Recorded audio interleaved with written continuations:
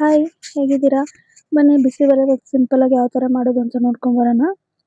ಈರುಳ್ಳಿ, ಟೊಮೆಟೊ ಮತ್ತು beans, carrot, ನೂಕಲ್ಲು, ಒಂದು ನಿಂಬೆಹಣ್ಣು ಗಾತ್ರದಷ್ಟು ಹುಣಸೆಹಣ್ಣು ನೆನೆಸಿಟ್ಕೊಂಡು, ಮತ್ತು ಒಗ್ಗರಣೆಗೆ ಕರಿಬೇವು, ಕಡಲೆಬೀಜ, ಸಾಸಿವೆ, ಒಣಮೆಣ್ಸಿನ್ಕಾಯಿ, ಆಮೇಲೆ ಇದು ಡಿಪೋ ಅಕ್ಕಿ ತೊಗೊಂಡಿದ್ದೀನಿ ನಾನು.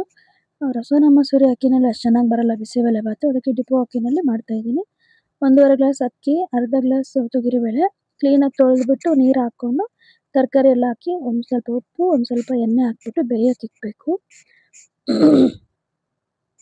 2 ವಿಸಲ್ ಕೂಗಿಸ್ಕೊಂಡಿದ್ದೀನಿ, ಚೆನ್ನಾಗಿ ಬೆಂದಿದೆ. ಬನ್ನೆಲ್ಲ ಸ್ವಲ್ಪ ಮಿಕ್ಸ್ ಮಾಡಿ ಕ್ಲೀನಾಗಿ ಲೆವೆಲ್ ಮಾಡ್ಕೊಳ್ಳೋಣ. ನಂತರ ಒಗ್ಗರಣೆಗೆ ರೆಡಿ ಮಾಡ್ಕೊತೀನಿ. ಹಂಗೆ ಒಂದು ಸ್ವಲ್ಪ ಎಣ್ಣೆ, ಕಡಲೆಬೀಜ, ಸಾಸಿವೆ ಹಾಕ್ಕೊಂಡು ಚೆನ್ನಾಗಿ ಬೇಯಿಸ್ಕೊಳ್ಳಿ. ಬೇಯಿಸಿದ ನಂತರ ಒಂದು 5 ನಿಮಿಷ ಬಿಟ್ಟು ಸಾಸಿವೆ, ಮೆಣಸಿನ್ಕಾಯಿ ಹಾಕ್ಕೊಳ್ಳಿ. ಸ್ವಲ್ಪ ಹೊತ್ತು ಅದಕ್ಕೆ ಚೆನ್ನಾಗಿ ಬೇಯಬೇಕು. ಬೆಂದಮೇಲೆ ಸ್ವಲ್ಪ ಕರಿಬೇವು, ಈರುಳ್ಳಿ ಒಟ್ಟಿಗೆ ಹಾಕ್ಕೊಳ್ಳಿ. ಹಾಕ್ಕೊಂಡು ಒಂದು 5 ನಿಮಿಷ ತಿರುಗಿಸಿ ನಂತರ ಉಪ್ಪು ಒಂಚೂರು, ಸ್ವಲ್ಪ ಇದು 2 ಟೇಬಲ್ ಸ್ಪೂನಷ್ಟು ಬಿಸಿಬೇಳೆಬಾತ್ ಪೌಡ್ರ್ ತೆಕ್ಕೊಂಡಿದ್ದೀನಿ, ಅದನ್ನು ಹಾಕ್ಬಿಟ್ಟು ಚೆನ್ನಾಗಿ ಮಿಕ್ಸ್ ಮಾಡಿ. ಎಣ್ಣೆಲಿ ಚೆನ್ನಾಗಿ ಫ್ರೈ ಆಗಬೇಕು, ಆವಾಗಲೇ ಸ್ಮೆಲ್ ಚೆನ್ನಾಗಿ ಬರೋದು ಮತ್ತು ಟೇಸ್ಟು ಚೆನ್ನಾಗಿರುತ್ತೆ ಎಣ್ಣೆಲಿ ಹಾಕಿ ಬೇಯಿಸೋದ್ರಿಂದ. ಕೆಲವರು ಡೈರೆಕ್ಟಾಗಿ ಕುಕ್ಕರ್ಗೆ ಹಾಕ್ಬಿಡ್ತಾರೆ, ನನಗೆ ಆ ಥರ ಇಷ್ಟ ಆಗೋಲ್ಲ. ನಾನು ಇದೇ ಥರನೇ ಮಾಡೋದು ಯಾವಾಗ ಮಾಡಿದ್ರೂ.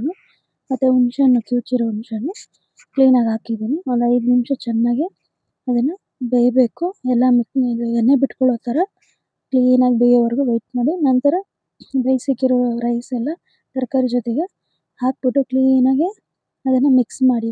ಮಿಕ್ಸ್ ಮಾಡಿ ಒಂದು 5 ನಿಮಿಷ ಕುದಿಯೋಕ್ಕೆ ಬಿಡಿ, ಒಳ್ಳೆ ಸ್ಮೆಲ್ ಬರುತ್ತೆ.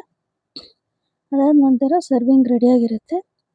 ಕ್ಲೀನಾಗಿ ನೋಡ್ಕೊಳ್ಳಿ ಬೆಂದಿದೆಯಾ ಇಲ್ವಾ ಅಂತ ಹೇಳ್ಬಿಟ್ಟು ಎಲ್ಲ ನೋಡಿಕೊಂಡು ಕ್ಲೀನಾಗಿ ಕಲಸಿ ನಂತರ ಒಂದು ಪ್ಲೇಟ್ಗೆ ಹಾಕ್ಕೊಂಡು ಅದ್ರ ಜೊತೆಗೆ ಬೂಂದಿ ಬೇಕಂದರೆ ಬೂಂದಿ, ಇಲ್ಲ ರಾಯ್ತ ಬೇಕಂದರೆ ರಾಯ್ತ, ಇಲ್ಲಾಂದರೆ ಈರುಳ್ಳಿ ಜೊತೆಗೆ. ನೀವು ಟ್ರೈ ಮಾಡಿ, ಲೈಕ್ ಮಾಡಿ, ಸಬ್ಸ್ಕ್ರೈಬ್ ಮಾಡಿ, ಸಪೋರ್ಟ್ ಮಾಡಿ ನಮಗೆ.